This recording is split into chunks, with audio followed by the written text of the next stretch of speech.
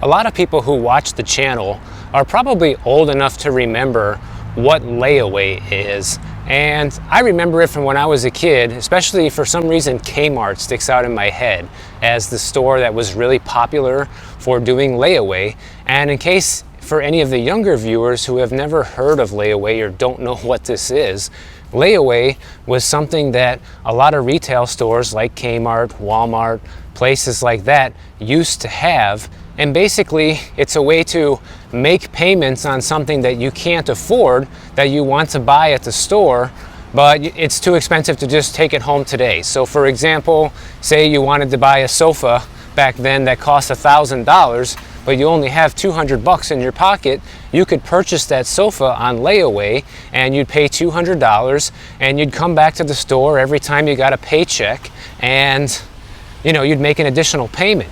But one important key aspect to think about here is that you could not take the sofa home until it was fully paid for. That's something I want everyone to remember about this, because we're going to talk more in detail about this in a minute. So say 4 or 5 weeks go by, every week you come in, make a $200 payment, and once you've made the $1,000, the store will let you bring the sofa home. Simple concept to understand, right? And of course they'll reserve it for you so that way they won't sell it to anybody else, and that's kind of like the concept of layaway. So you can buy something expensive and they're not going to sell it to somebody else, and by the time you've paid it off, you bring it home. Okay. So now that everybody understands what layaway is or was, because I don't think any stores do this anymore, a new emerging trend that is happening now is something similar to layaway, but it's called buy now, pay later, okay? And this is becoming especially popular in Europe, and it's something that a lot of online retailers are starting to do now. But there's a couple things that are different about the buy now, pay later strategy versus the old layaway strategy that we just talked about.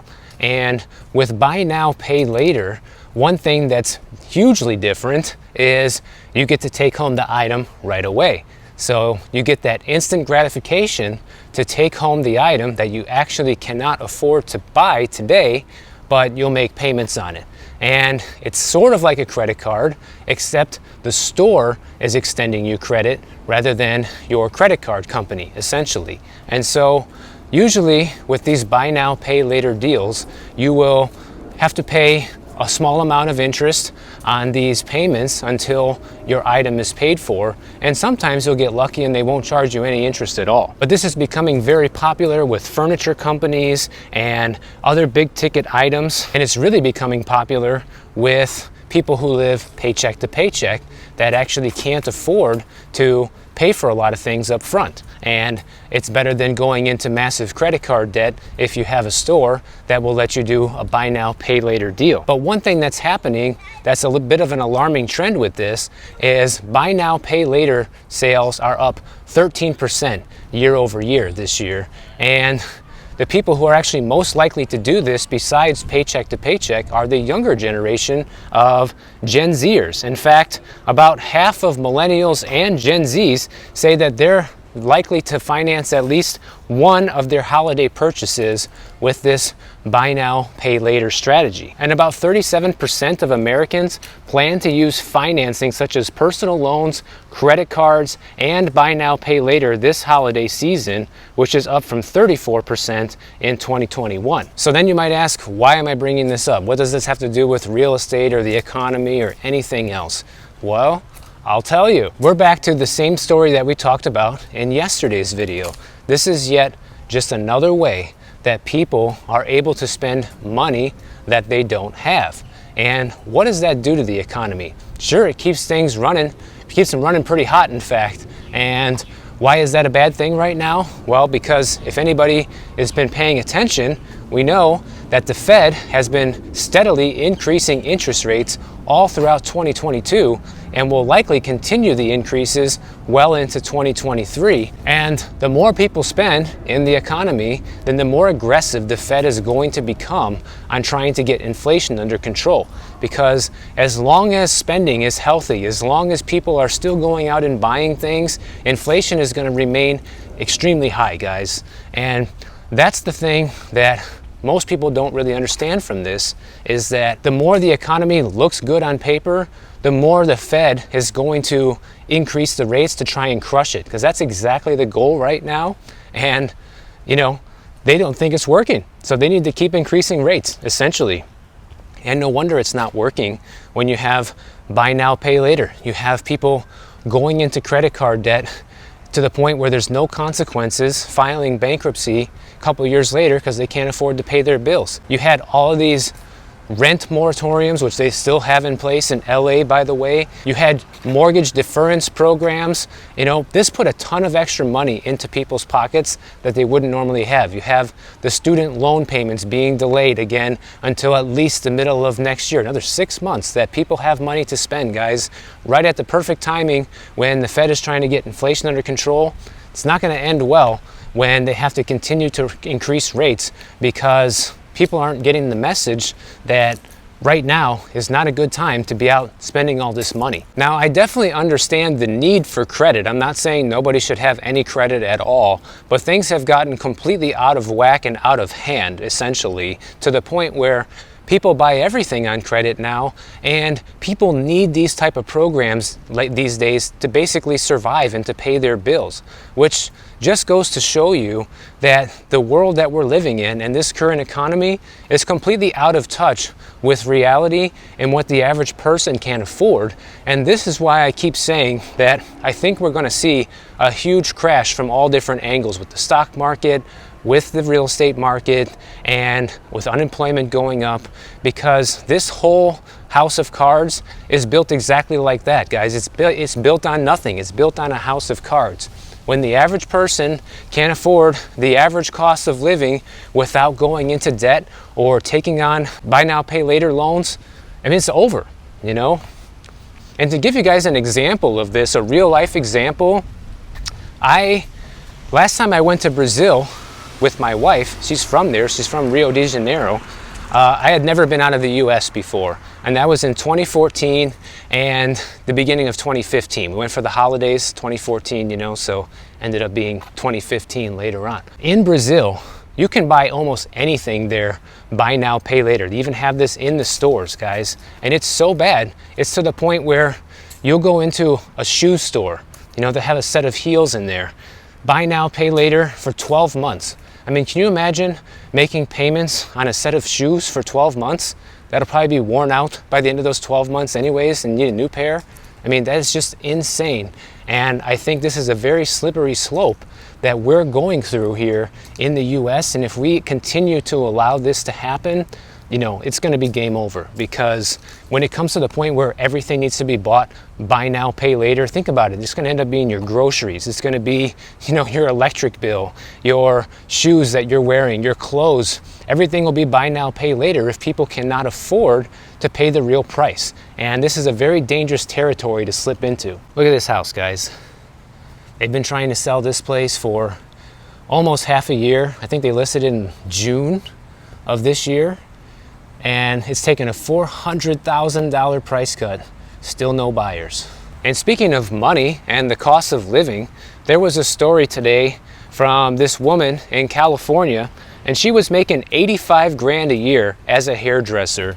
And honestly, I didn't even know most hairdressers could make that much money. So a lot of you might say right away, well, good for her. That's amazing, right? It's pretty good money. And I agree, it is really good money. And I was surprised to even hear that. But here's the kicker. Even though she was making 85 grand a year, she could still barely afford to keep a roof over her head in California. And obviously, most of you know that California is one of the most expensive states to live in the entire country. And basically, she had to keep moving around to different areas of LA to try to remain in an affordable place. And she spent a lot of money on moving. It's a lot of time and energy and effort spent on constantly moving and looking for a new place. And then she finally ended up in a 2-bedroom. She qualified for low-income housing, and she got that place for $1,600 a month.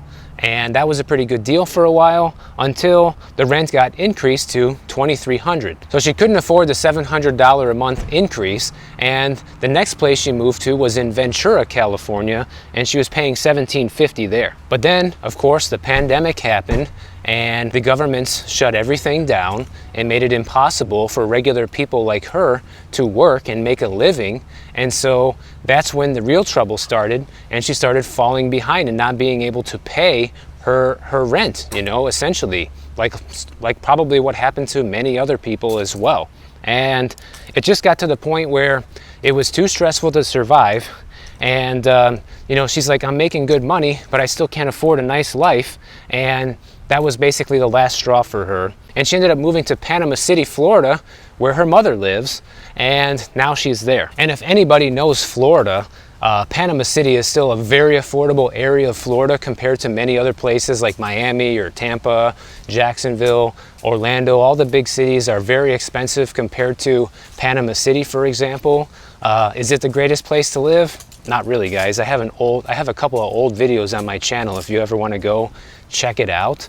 But you know, I'm not bashing the area. I'm just saying it's not the nicest area of Florida. However, she's happier because now, you know, she's probably making less money. And I wish the story would have followed up with how's life going now for her here in Florida, but it didn't, unfortunately. So I don't know if she's making the same amount of money here in Florida. Probably not. But you know, even if she's only making 50 grand a year now as the hairstylist, you know, that's still not bad to live in Panama City, and she's living with her mother. So her quality of life probably completely shot through the roof. And that's like when you see places like here in Florida that completely blew up during the pandemic. This is why. You had a lot of people just like this woman who went through the same exact thing, and basically they decided to move here and improve their quality of life because the cost of living was so much cheaper than where they were coming from. Obviously, that's not really the case anymore. Fast forward to almost 2023, but it was during the beginning of the pandemic. I thought that was an interesting story to share because, I mean, it just comes to the point where $85,000 a year is not enough to live a comfortable life in Los Angeles. I mean, that's just nuts, guys. And good for her that she moved, because that's what I tell everybody on the channel. I tell people all the time that say, you know, oh, I can't afford it here no more or whatever. Well, unfortunately, your best bet is to probably to move. And I know that's not the answer that everybody wants to hear because, you know, you might have grown up in the area or you've been living there for a long time and now all of a sudden you're priced out. But just know that you're not alone. A lot of other people are in this same situation, just like this woman, and she had to move across the country to live a comfortable life, guys. And I think that's something that everybody needs to keep in mind going forward. I mean, if you're struggling where you're at and the cost of living is just through the roof and your salary can't keep up, maybe it's time to start looking at, you know, a better alternative, somewhere that the cost of living is much lower. It might not be as fancy as LA, but hey, at least you don't have, you know, 60,000 homeless people in tents on the street either. So there's pros and cons to everything. A couple other things that are happening with real estate is a lot of the markets where investors bought up a ton of properties, they're starting to sell a lot of these properties. And why do you think that is? Well, my guess is just, you know, some guy walking down the sidewalk. My guess is that the investors know the party's over and rents are finally starting to decline, and they know that if they don't get out now, then they're going to be the ones holding the bag. And that's why in these cities where they saw all this investor activity is going to start reversing, because they're starting to realize that if I don't get rid of this property now, I'm going to be stuck with it for a long time, or when I am able to sell it, it's going to be significantly less than what I paid for it. And I'm also not going to be getting the rental returns I was hoping for after paying top dollar for this place, now that rent prices are starting to come down. So now you're going to see all these investors list these properties for sale and hoping that the greater fool theory is going to get them out of them, because yes, guys, the interest rates went down for like 2 weeks in a row, and a lot of people are just jumping up for joy over this. And what did it go down to? Let's put this into perspective a little bit. Interest rates a couple weeks ago were hovering just a little over 7%, and then they went down to about 6.6%. And always remember, I have to say this every single time, you're not getting 6.6% unless you have an 800 plus credit score and no debt and a high income. and a good chunk of money saved up for a down payment on top of that. If you don't have those things, you're not getting 6.5%. So the average person, even when the mortgage rates went down, is still looking at a 7.5% rate, guys. So this really isn't anything to celebrate, if you ask me, and moving the needle a 0.5% for the most qualified borrowers isn't really going to help anyone out. But the problem is, you see a lot of real estate agents on social media, even here on YouTube, make videos and say things like, oh, it's starting to turn around, guys. You know, inflation has peaked and mortgage rates are going to start going down now. It's time to jump back in. No, that's not correct. Why? Because of what we just talked about earlier. If you think inflation has peaked, we haven't seen it yet, guys. There are still a lot of factors that have not been factored in yet to these inflation reports when it comes to consumer spending and the amount of credit card debt that is ballooning and things like this that is continuing to keep people spending in the economy. And once people are no longer able to spend because eventually they're going to run out of credit or the buy now pay later options because you're tapped out, you know, you can't get more credit when you're already not paying on the credit that you have. That's how credit works. And so when that happens, this whole thing's going to come crashing down even harder. When people can't afford to buy things, the economy takes a nosedive because every business relies on sales, and when they're not making the amount of sales they need to, guess what? Guess what comes next? More layoffs, guys. So you see how it just spirals down, and still, like I told you earlier, inflation's going to remain high as long as people can afford to spend. So in some ways, when people can't afford to spend anymore, that's going to actually be the end of when inflation will continue to go up. So it's not all bad news, but then of course it causes a lot of personal pain for people that it can't afford the necessities of life. But the point I wanted to make about the interest rates is don't be fooled when you hear people say, oh, now's the time to go out and buy because rates went down 0.5 percentage point, guys. It's not true because mortgage applications are still down 88% year over year, which is tremendous. So that most people realize that it's not the time to be going out and getting a mortgage. And with these current rates of even where they're at right now, it puts the average borrower in a position where they can afford 28% less of a house. So just do the math, guys. If people can afford 28% less, how far do you think home prices need to come down? Probably pretty close to that number to make housing affordable, especially if interest rates continue to go up. Because as rates go up, it's just going to make the payment higher, which makes the potential for home prices to come down even more. So you need to be very cautious right now.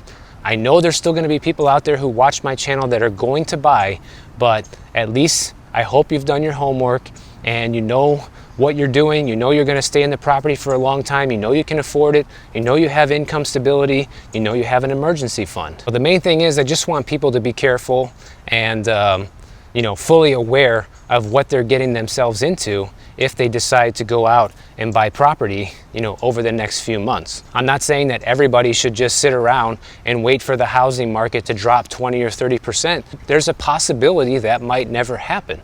But anyone who does have the luxury of time on their side that can wait this thing out, I think there's no harm in waiting another 6 to 12 months to see where things go. Because remember, guys, when recessions come, the average recession lasts like at least 18 months on average. So, and they're not even calling it a recession yet, but now you can look on all the news sites and see headline after headline of how the chances of recession in 2023 are basically inevitable. So if they call the recession, say at the beginning of 2023, then you're looking at till the middle of 2024 until maybe it's over. So think about that. So that's why I just think talking about these things right now, even before it's official, doesn't have to be official to be feeling the economic pain and seeing the indicators that we can see out there with home prices and interest rates and the inversion of the yield curves. Everything that we've been talking about points to the fact that this is already a recession. Here's another interesting story I wanted to mention real quick because I made an entire video about the whole FTX scandal the other day. And one thing that's happening is a lot of people who invested a lot of money into FTX are now looking to use those losses as write-offs on their tax returns next year. Well, Turns out you're not going to be able to, at least not yet, because since this whole thing is still under investigation, the bankruptcy hasn't been finalized or anything like that, you're still going to have to file your tax returns based on the activity that you made on FTX, and you're not going to be able to use these losses yet. But they're telling everyone to pay close attention to the bankruptcy proceedings. There's also a big lawsuit that was filed here in Florida, actually, against SBF in the order of about $11 billion to recover some of this money, hopefully, which good luck with that because it's probably all gone. But the long story short of it is, I saw people saying in the comments that people are just going to use this as write-offs. Not so fast, guys. Not going to be able to write it off, at least not yet. It'll be interesting to see when this whole thing is over with, if people that lost hundreds of thousands, if not even millions of dollars, are going to be able to write this off on their taxes or not. So we'll find out in the future. If you guys enjoyed this video, make sure you click the bell notification down below. YouTube will alert you every time I put out a new video. And if you don't want to wait, check out my next video on the screen right over here, and I'll see you in the next one.